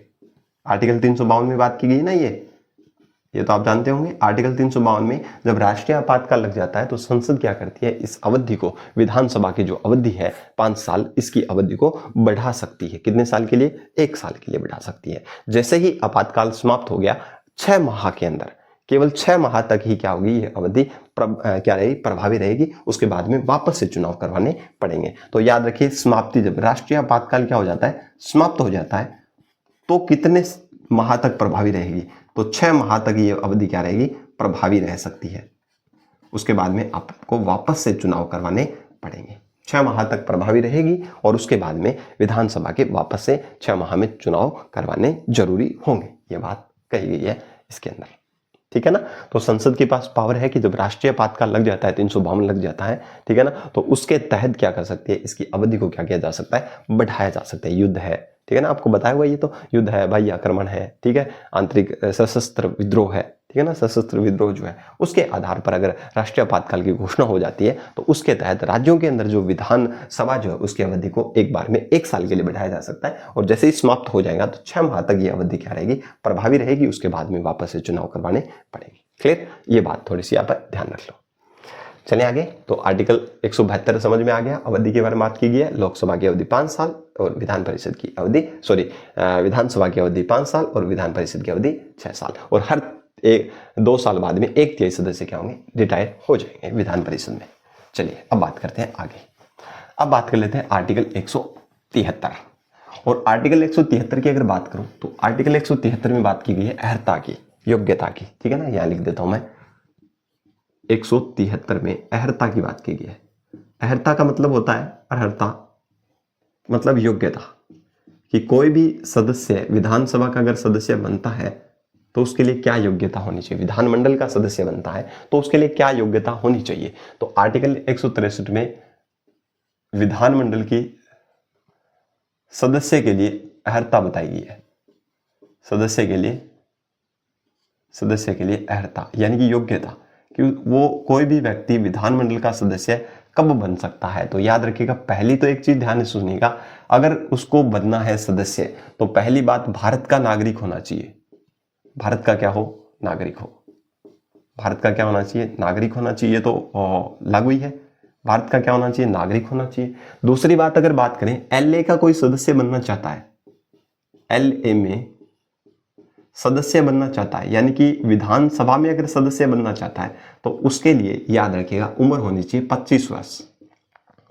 कितने साल का होना चाहिए, 25 साल आयु होनी चाहिए उसको, तभी वो क्या कर सकता है, विधानसभा का सदस्य बन सकता है। ठीक है, चलिए विधान परिषद का में सदस्य अगर बनना चाहता है तो उसके लिए आयु होनी चाहिए 30 वर्ष। कितनी वर्ष होनी चाहिए, 30 वर्ष, ये ध्यान रखिए, 30 वर्ष आयु होनी चाहिए। ठीक है ना, भारत का नागरिक होना चाहिए। भारत का क्या होना चाहिए, नागरिक होना चाहिए। विधानसभा के अंदर 25 साल की उम्र होनी चाहिए सदस्य बनने के लिए, और विधान परिषद के अंदर सदस्य बनने के लिए 30 साल की उम्र होनी जरूरी होती है। ये बात है, आप ध्यान रखिएगा। ठीक है ना। अब जनप्रतिनिधि अधिनियम जो है उसके तहत कुछ और प्रावधान किए गए हैं कि सदस्य बनने के लिए योग्यता क्या होगी। अगर कोई SC ST की सीट है, मैं बता रहा हूं, आप ध्यान से सुन लीजिएगा, ठीक है ना, मेन तो आपको यही याद रखना है। SC ST की जो सीट है वहां पर उसी क्या है, सीट का ही व्यक्ति क्या होगा, वहां पर निर्वाचित हो सकेगा। मान लो कोई SC ST का सदस्य है और वो क्या है, उन आरक्षित सीटों पर चुनाव लड़ सकता है। ऐसे नहीं है कि मैं जाकर के SC ST की सीट पर चुनाव लड़ करके MLA बन जाऊं, विधायक बन जाऊं, ऐसा पॉसिबल नहीं है। क्योंकि SC ST से जो बिलोंग करता है सदस्य, ठीक है ना, कोई भी सदस्य बिलोंग करता है वो क्या कर सकता है, विधानसभा में जा सकता है। तो SC ST की सीटों पर सामान्य व्यक्ति चुनाव नहीं लड़ सकता है, वो वहां पर विधायक बन करके विधानसभा में नहीं जा सकता है। केवल उसी SC ST से संबंधित जो व्यक्ति है वही उन सीटों पर क्या कर सकेगा, चुनाव लड़ सकेगा। ये बात की गई है। ठीक है ना, तो ये थोड़ी सी बात आप और ध्यान में रखिएगा। ठीक है, अब ये चीजें हैं तो आप इनको भी थोड़ा ध्यान रखिएगा। अब यहां से अगर बात करूं, अहर्ता की बात कर ली मैंने, ठीक है ना। अब यहां से 174 नंबर आर्टिकल की एक साथ ही बात कर लेता हूं। 174 नंबर आर्टिकल क्या बताता है, ध्यान से सुनिएगा। जो अगर विधानसभा के अंदर कोई भी सत्र बुलाना है, ठीक है ना, सत्र नहीं चल रहा है, तो राज्यपाल समय समय पर सत्र को क्या कर सकते हैं, आहूत कर सकते हैं। ठीक है ना, आप जानते हो कि 3 प्रकार के सत्र होते हैं, जिसके अंदर बजट सत्र होता है, अभी आया था, अभी, ठीक है ना, राजस्थान में अभी आया था फरवरी में, 19 फरवरी को दिया कुमारी जी उप मुख्यमंत्री, जो वित्त मंत्री है हमारे राजस्थान की, वो उन्होंने क्या किया था, बजट पेश किया था। तो फरवरी और जो मार्च जो है, यानी कि फरवरी से लेकर के मई तक का जो टाइम पीरियड जो है वो बजट सत्र में आता है। ठीक है, जहां पर बजट की घोषणा की जाती है। ठीक है ना, तो 3 सत्र होते हैं। तो याद रखिएगा आर्टिकल 174 में बताया गया कि सत्र आहूत करना, या जिसको बोलते हैं सत्र आहूत करना, सत्र को बुलाना, या फिर सत्रावसान करना, सत्र को समाप्त कर देना। अवसान का मतलब नष्ट करना, सत्रावसान, सत्रावसान का मतलब सत्र को क्या कर देना, नष्ट कर देना, या फिर विधानसभा का क्या कर देना, विघटन, किसका विघटन कर देना? एलए का। एलए का मतलब क्या है? विधानसभा। याद रखिएगा दोस्तों, विधानसभा का विघटन किया जा सकता है, ठीक है ना, मुख्यमंत्री जी की परामर्श से, या फिर मुख्यमंत्री जब परामर्श देगा राज्यपाल को तो मुख्यमंत्री की सलाह से राज्यपाल क्या कर सकते हैं? विधानसभा को क्या कर सकते हैं? विघटन कर सकते हैं। परंतु विधान परिषद क्या है? एक स्थायी सदन है, उसका विघटन नहीं किया जा सकता, ये ध्यान रखिएगा, ठीक है। सत्र आहूत करना, सत्र को बुलाना समय समय पर, और अगर कोई भी सत्र नहीं चल रहा है, सेशन नहीं चल रहा है विधानसभा के अंदर, तो सत्र को क्या करेगा? बुलाएगा समय समय पर कि सत्र लाओ, ठीक है ना, और सत्रावसान, सत्र को समाप्त कर सकते हैं, ठीक है ना। विघटन यानी कि विधानसभा को विघटन कर सकते हैं। तो ये पावर जो है वो किसके पास है? राज्यपाल के पास है, ठीक है ना। राज्यपाल सत्र को आहूत कर सकते हैं समय समय पर, सत्र को अवसान कर सकते हैं, नष्ट कर सकते, खत्म कर सकते हैं, और विघटन का मतलब जो विधानसभा जो है उसको ही खत्म कर सकते हैं, ठीक है ना, विघटित कर सकते हैं। तो ये पावर किसके पास है? राज्यपाल के पास है, ठीक है। अब अगर बात करें तो अगर मान लो कभी भी विधानसभा की कार्रवाई चल रही है, ठीक है ना, विधानसभा की कार्रवाई चल रही है, और उस कार्रवाई के अंदर अगर मान लो किसी भी प्रकार का व्यवधान आता है, ठीक है ना, अनुशासन से संबंधित व्यवधान आता है, या फिर सदस्य जो आपस में बहस इतनी बढ़ जाती है कि जिसके कारण से बहुत ज़्यादा मतलब विवाद खड़ा हो जाता है, तो उस कंडीशन में जो सत्र जो चल रहा है, सत्र जो चल रहा है या बैठक जो चल रही है, उस सत्र के दौरान जो बैठकें चल रही है, उन बैठकों को स्थगित करने का जो काम है, निलंबन करने का जो काम है, वो किसका होता है? अध्यक्ष का होता है, ठीक है ना। तो सत्र को क्या करना? निलंबित या स्थगित करना, ठीक है ना। स्थगन का याद रखिएगा, ये मैं आपको बता देता हूं। स्थगन जो है, बैठक को स्थगित करना और निलंबित करना, ठीक है ना। सत्र के दौरान जो बैठकें हैं, बैठक जो हो रही है, ठीक है ना, सत्र जो पूरा होता है उसके अंदर बहुत सारी बैठकें होती है। जैसे मान लो बजट सत्र है, तो बजट जब पेश किया गया, तो बजट सत्र क्या है? लगभग फरवरी से लेकर के मई तक की टाइम पीरियड है इसका। अब इस दौरान जितनी भी बैठकें हो गई, ठीक है ना, उन बैठकों में अगर कोई विवाद खड़ा हो जाता है, तो अध्यक्ष जो होगा, विधानसभा का जो अध्यक्ष है, वो क्या कर सकता है? उस बैठक को क्या कर सकता है? स्थगित कर सकता है कुछ समय, या कुछ समय लंबे समय के लिए उसका निलंबन कर सकता है। तो स्थगन करने की और निलंबन करने की जो पावर है वो किसके पास है? अध्यक्ष के पास है। विधानसभा की बात करूं तो विधानसभा के अध्यक्ष के पास पावर है सत्र को स्थगित और निलंबन करने का। ये ध्यान रखिएगा, पूछा गया है प्रश्न कि विधानसभा के अंदर जो सत्र जो है उसके स्थगन और या फिर बैठकों के स्थगन और निलंबन का जो पावर है वो किसके पास है? तो ध्यान से सुनिएगा, किसके पास है? अध्यक्ष के पास है, ठीक है ना। अब अगर बात करूं कि सत्र जो है एक साल में कितने सत्र बुलाए जा सकते हैं, तो ध्यान से सुनिएगा, एक साल में 3 सत्र बुलाए जा सकते हैं। कौन कौन से सत्र हैं तो उनको भी ध्यान रखिएगा। पहला जो सत्र है वो बजट सत्र है, बजट सत्र, जिसकी अवधि होती है फरवरी से लेकर के मार्च, फरवरी से मार्च नहीं, मई, फरवरी से मई तक की जो टाइम पीरियड वाला जो सत्र है वो कौन सा होता है? बजट सत्र होता है, ठीक है। अब बात करें बजट सत्र के बाद में आता है कौन सा सत्र है, तो याद रखिएगा मानसून सत्र, मानसून सत्र। और मानसून सत्र की जो अवधि जो है वो होती है जुलाई से लेकर के सितंबर तक, जुलाई से सितंबर तक जो है वो मानसून सत्र चलता है। जब मतलब मानसून सत्र का मतलब जब बारिश वगैरह होने लग जाती है तो उस टाइम जो सत्र चलता है उसको मानसून सत्र, क्योंकि लगभग अप्रोक्सीमेटली देखें तो जुलाई के आसपास बरसात होती है, तो मानसून सत्र तब तक की बात करता है। बजट सत्र कब होता है? जब साल का जो प्रारंभ हो जाता है, जब साल की शुरुआत होती है, नए साल की शुरुआत होती है, उस टाइम बजट सत्र पेश किया जाता है, ठीक है। और जब बारिश वगैरह का मौसम होता है तो मानसून सत्र हो जाएगा। जैसे ही सर्दी ऋतु पड़ेगी, सर्दी पड़ेगी, तब क्या हो जाएगा? शीतकालीन सत्र आ जाएगा। कौन सा सत्र चलेगा? शीतकालीन सत्र चलेगा विधानसभा में। अब इसकी जो अवधि है वो क्या होगी? नवंबर से दिसंबर, नवंबर दिसंबर, इसकी अवधि क्या होगी? नवंबर और दिसंबर होगी। क्लियर है बात सभी को? तो 3 सत्र होंगे, एक साल में 3 सत्र बुलाए जा सकते हैं। और प्रत्येक जो सत्र है ना, जैसे बजट सत्र मानसून सत्र है या फिर मानसून सत्र शीतकालीन सत्र है, तो प्रत्येक सत्र के बीच में अधिकतम जो क्या अंतर जो होगा दोनों सत्रों के बीच में, यानी कि एक सत्र की अंतिम बैठक और दूसरे सत्र की पहली बैठक के अंदर, यानी कि एक सत्र खत्म हो गया, मान लो उसकी लास्ट बैठक हुई, मैंने बताया सत्र के अंदर बहुत सारी बैठकें होती है, कोई भी जो विधेयक है उसके ऊपर विचार विमर्श होता है, या बजट सत्र मान लो, अब बजट के ऊपर डिस्कशन हो रही है, ठीक है ना, अब बजट पर डिस्कशन हो रही है, बहुत सारी बैठकें होंगी, ठीक है ना। तो अब इन बैठकों में जो लास्ट बैठक होगी, इस सत्र की जो लास्ट बैठक होगी, और जो आगे जैसे मान लो ये बजट सत्र है, इसकी जो लास्ट बैठक होगी, इसके अंदर बहुत सारी बैठकें होंगी। अब इसके अंदर जो लास्ट बैठक होगी और आगे कौन सा सत्र शुरू हो रहा है? मानसून सत्र, इसकी जो पहली बैठक होगी, इन दोनों के बीच में, इन दोनों सत्रों के बीच में जो इसकी अंतिम और इसकी पहली बैठक, इसकी अंतिम और इसकी पहली बैठक, यानी कि 2 सत्रों के बीच में जो अवधि जो है उसका जो समय होगा वो कितना होगा, तो ध्यान रखिएगा 6 माह का ये अंतर होता है। कितने का, तो याद रखिए सत्र में अंतर जो है, सत्र में अंतर जो है वो कितने माह का ही होगा, केवल 6 माह का ही होगा, 6 माह से ज्यादा नहीं होगा। अगर 6 माह से ज्यादा होता है तो राज्यपाल क्या करेगा, सत्र को आहूत कर सकता है। समझ आ गया बात है। तो 2 सत्रों के बीच में अंतर कितना होना चाहिए, 6 माह का होना चाहिए। और इस 6 माह वाली अवधि को बोलते हैं विश्रांति काल। क्या बोलते हैं, विश्रांति काल बोलते हैं। क्लियर है, ध्यान से सुन लोगे। तो ये बातें थी 174 में, सत्रावसान, सत्र आहूत कर, सत्र को आहूत करना, सत्र को समाप्त करना, लोकसभा को विधानसभा को विघटित करने की पावर राज्यपाल के पास है। और स्थगन, सत्र को स्थगन करना, निलंबन करना, बैठक को स्थगन निलंबन करने की पावर किसके पास है, अध्यक्ष के पास है। सत्र 3 होंगे, प्रत्येक सत्र के बीच में क्या होगा, अंतर कितना होगा, 6 माह का अंतर होगा, उससे ज्यादा नहीं हो सकता है। ये बात ध्यान रखिएगा। क्लियर है, चलिए आगे चले। ठीक है ना दोस्तों, एकदम इजी है, अच्छा है, टॉपिक भी शानदार है, इसमें कोई दिक्कत आपको आनी नहीं चाहिए। मैं एक एक चीज करवा रहा हूँ, छोड़ नहीं रहा कुछ भी। ठीक है ना, तो यहाँ जाओ। आर्टिकल 174 में हमने क्या देखा, आर्टिकल 174 में क्या देखा हमने, अभी देखा ना, अभी क्या देखा था, 173 में हमने अर्हता पढ़ ली थी, 74 के अंदर अभी हमने देखा था कि सत्र अवसान, सत्र की बात करी थी, ये ध्यान रखिए बस। सत्र का अवसान करना, आहूत करना, उसको लोकसभा को विघटित करना, या 3 सत्र होंगे। सत्र की बात किसमें की थी, 174 में बात की गई थी। ठीक है, समझ आ गई बात सभी को।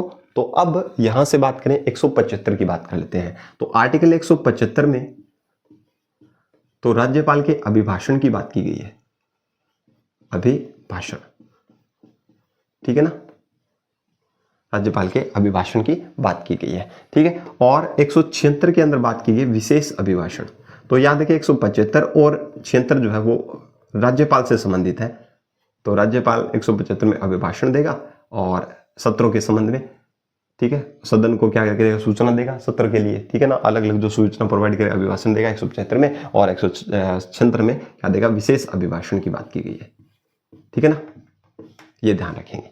ठीक है, अब यहां से अगर बात करें 177 आ जाता है, यहां पर आर्टिकल कौन सा आ जाता है, 177 आ जाता है। ध्यान से सुनिएगा, आर्टिकल 177 में क्या बात की गई है कि इसमें बताया गया है, ध्यान से सुनो, मंत्री और किसकी बात में, मंत्री और महाधिवक्ता, महाधिवक्ता इनके बारे में बताया गया। महाधिवक्ता देखिए क्या बताया गया, यहां से देख लीजिए, मैं बताता हूं। आर्टिकल 177 में क्या बताया गया है कि विधानमंडल का, आपको पता है विधानमंडल में क्या होते हैं, मंत्री होते हैं।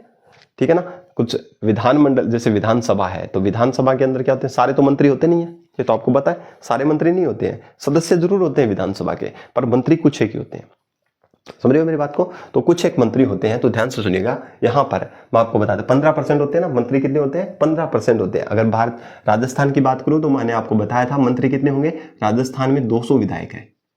कितने विधायक है, 200 विधायक है राजस्थान में। और 15वां कॉन्स्टिट्यूशन अमेंडमेंट 1991 यानी कि 15वां संविधान संशोधन 1991 के तहत क्या बताया गया कि विधानसभा के अंदर जो कुल संख्या है 200 जो है, इस 200 का कितना, ये मैं आपको पहले बता चुका हूं मंत्री परिषद में, इसका कितना 15% है। 15% जो सदस्य होंगे वो क्या होंगे, मंत्री के लिए नियुक्त होंगे, मंत्री परिषद के सदस्य होंगे। ठीक है ना, तो 20 से 20 कट्टी कितने मंत्री होंगे, तो 30 मंत्री, मैक्सिमम 30 मंत्री हो सकते हैं, जिसके अंदर मुख्यमंत्री भी शामिल है। तो 30 मंत्री हो सकते हैं राजस्थान के अंदर विधानसभा में। तो इसने यही बात बोली है कि जितने भी 30 मंत्री है, 30 मंत्री है, देखो टोटल सदस्य विधायक तो 200 है, पर ये सारे मंत्री नहीं है। मंत्री कितने हो सकते हैं, केवल 30। तो 177 बोलता है कि जितने भी विधानसभा के अंदर जो मंत्री हैं, विधानमंडल में जो मंत्री हैं, ठीक है ना, मंत्री और प्लस महाधिवक्ता, महाधिवक्ता इनकी शक्ति की बात करा, इनको उनको कुछ दिया गया है। क्या बताया गया कि मंत्री और जो महाधिवक्ता जो है राज्य का, वो महाधिवक्ता जो है वो जो भी बैठक होगी, सत्रों के दौरान जो भी बैठक होगी, उन बैठकों में भाग ले सकता है। उनमें जो भी कार्रवाई हो रही है उसमें भाग लेंगे, भाग ले सकेंगे, भाग ले सकेंगे, बोल भी सकेंगे वहां पर। ठीक है ना, बोल सकेंगे। ठीक है ना, उन बैठकों में जाकर के हर मंत्री, प्रत्येक मंत्री जो है वो क्या करेगा, विधानसभा के अंदर जो भी बैठकें चल रही है उनके अंदर भाग ले सकेंगे, महाधिवक्ता भी भाग ले सकेगा, बोल सकेगा। ये बातें बताई गई है, किसके अंदर बताई गई है, तो याद रखिएगा किसके अंदर बताई, आर्टिकल 177 के अंदर बताई गई है। ठीक है, मत नहीं देंगे, क्या नहीं देंगे, मत नहीं देंगे, मत नहीं देंगे, मत नहीं देंगे। हर मंत्री, प्रत्येक मंत्री जो है, कोई भी प्रकार का मंत्री है, वो मंत्री क्या कर सकते हैं, विधानमंडल के अंदर जो बैठकें हैं, विधानमंडल के अंदर जो बैठकें हैं उनमें भाग ले सकेंगे मंत्री, और क्या कर सकेंगे, दोनों सदनों की बात कर रहा हूं, दोनों सदनों की बात कर रहा हूं मैं, ध्यान से सुनिएगा। जो विधानमंडल के अंदर जो दोनों सदन है उसके अंदर जो मंत्री जो है, महाधिवक्ता जो बैठ को भाग ले सकेंगे, बोल सकेंगे, पर मत देने का उनको अधिकार नहीं होगा, ये ध्यान रखिएगा। क्लियर है, समझ आ गई बात सभी को। अब आर्टिकल 178 की बात कर लेते हैं। ठीक है ना, आर्टिकल 178 में बात की गई है अध्यक्ष की, उपाध्यक्ष की, उपाध्यक्ष की। ठीक है ना, अध्यक्ष और उपाध्यक्ष की बात की गई है। आप जानते हो आर्टिकल 178 जो है, मैं आपको बता देता हूं यहां पर, आर्टिकल 178 में अध्यक्ष और उपाध्यक्ष की बात की गई है। अध्यक्ष और किसकी बात की गई है, उपाध्यक्ष की। वीडियो काफी लंबा हो गया, शायद कल ही बात कर लेंगे, एक बार मैं बता देता हूं। 178 के अंदर आर्टिकल में बताया गया है कि अध्यक्ष और उपाध्यक्ष की बात की गई है। अध्यक्ष का मतलब जो लोकसभा जो है उसके अंदर अध्यक्ष होंगे, ठीक है, और जो लोकसभा याद आ रहा है, विधानसभा होगा उसके अंदर अध्यक्ष होगा, ठीक है, और विधान परिषद होगा उसके अंदर भी अध्यक्ष होंगे। विधानसभा के अंदर जो अध्यक्ष और उपाध्यक्ष जो है वो क्या होंगे, उनका चुनाव किया जाएगा सदस्यों के द्वारा, ठीक है, और उसके विधान परिषद के अंदर जो सभापति और उपसभापति जो है उनका भी क्या किया जाएगा, चुनाव किया जाएगा। ये बात किसके की गई है, आर्टिकल 178 में की गई है। ठीक है ना, इसके अंदर अपन बात कर लेंगे किसके द्वारा कैसे चुनाव होता है इनकी, और उसके बाद में अपन एक वीडियो और लेंगे, उसके अंदर सारी की सारी जितनी भी अनुच्छेद जो है उनका एक बार रिवीजन कर लेंगे। ठीक है ना, वापस से रिवीजन कर लेंगे, जो भी बच्चे हैं उनकी बात कर लेंगे, और फिर जो भी विधानसभा जो है आज तक जितनी विधानसभा हुई है 16वीं विधानसभा तक अपन उनकी भी डिटेल्ड बातें कर लेंगे। ठीक है ना, समझ आ गई बात सभी को। तो याद रखिएगा 168 में अंक की बात की गई है, जिसके अंदर 3 अंक है। अगर 2 सदन है तो राज्यपाल, विधानसभा, विधान परिषद। 169 में संरचना की बात की, किसकी, विधान परिषद की, जिसके अंदर से कितने होंगे, 1/3 सदस्य होंगे। ठीक है ना, विधानसभा के कुल सदस्य संख्या उसका 1/3 यानी कि 66 सदस्य, अगर राजस्थान की बात करें तो 66 सदस्य हो सकते हैं। ठीक है, 170 है जिसके अंदर बात की गई विधानसभा की संख्या की बात की, जिसमें अधिकतम संख्या 500, न्यूनतम संख्या 60 है। कुछ राज्य ऐसे हैं जिनके अंदर क्या होंगे, संख्या जो है वो 60 से कम है। MCG याद रखना है, मिजोरम, सिक्किम और गोवा। ऊपर वालों में 40 है, बीच वाले सिक्किम में 32 ही संख्या है। ठीक है ना, ये हमने इसमें देखी थी। 171 में विधान परिषद की संरचना देखी थी, वो मैंने आपको बता दिया कितनी होगी, 1/3 होगी। ठीक है ना, 172 में अवधि की बात की गई, अगर विधानसभा के अगर कोई सदस्य है या विधानसभा उसका कार्यकाल 5 साल होगा, विधान परिषद का 6 साल होगा। ठीक है ना, और विधान परिषद के अंदर जो भी सदस्य होंगे वो हर 2 साल में 1/3 सदस्य क्या होंगे सेवानिवृत्त हो जाएंगे। ये बात की गई थी। 173 में अर्हता बताई गई, भारत का नागरिक होना चाहिए। अगर विधानसभा का सदस्य है तो उसको 5 साल होने चाहिए, और विधान परिषद का सदस्य है तो उसको आयु की बात की गई है ना।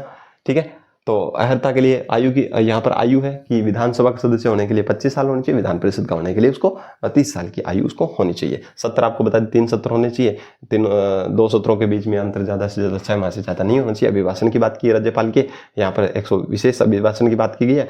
और 177 में मंत्री और महाधिवक्ता जो है वो विधानमंडल के दोनों सदनों की बात कर रहा हूँ, किसी भी सदन के अंदर बैठक में भाग ले सकता है, वहां बोल सकता है, और वहां पर मत देने का अधिकार उसको नहीं होगा। ये बात ध्यान रखिएगा। ठीक है ना, अब यहाँ पर 178 में अध्यक्ष और उपाध्यक्ष यानी कि दोनों जो सदन है उनके अंदर अध्यक्ष और उपाध्यक्ष की जो चुनाव जो है, नियुक्ति जो है, उनकी बात की। आप जानते हैं कि विधानसभा के अंदर अब वर्तमान के अंदर जो अध्यक्ष जो है वो कौन है, वासुदेव देवनानी जी है। ठीक है ना, तो वासुदेव देवनानी जी जो है उनसे पहले प्रोटेम स्पीकर कौन होते हैं, विपक्ष या फिर जो सत्ताधारी जो दल है, ठीक है ना, पक्ष या विपक्ष में से या फिर सत्ता में जो सरकार है उसमें से कोई भी वरिष्ठ सदस्य है उसको प्रोटेम स्पीकर क्या करते हैं, राज्यपाल नियुक्त करते हैं। और वो प्रोटेम स्पीकर ही क्या करता है, सबसे पहले क्या करता है, राज्यपाल उस प्रोटेम स्पीकर को नियुक्त करते हैं, और प्रोटेम स्पीकर क्या करता है, बाद में जो भी सदस्य जो है विधानसभा के उन सभी को क्या कर देते हैं, शपथ दिलाते हैं। ठीक है ना, ये ध्यान रखिएगा। अब आगे अपन क्या करेंगे, इसके आगे वाले वीडियो में बाकी बचे उदाहरणों की बात कर लेंगे। उम्मीद करता हूं कि आपको ये सेशन बहुत ही अच्छा लगा होगा।